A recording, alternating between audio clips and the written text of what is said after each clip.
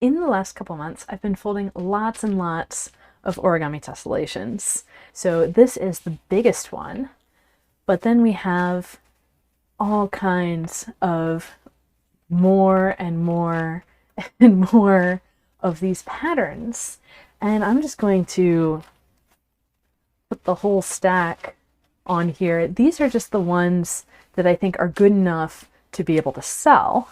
And then there's this whole other stack over here of things that I folded as demonstrations, things that I folded in classes, in office hours, things that I probably won't fold more repeats of. But I ended up with about 10 tessellations per month from this last round of updates. And all of these are now in Tessellation Garden.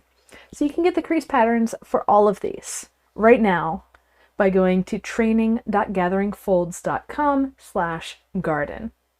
See you there.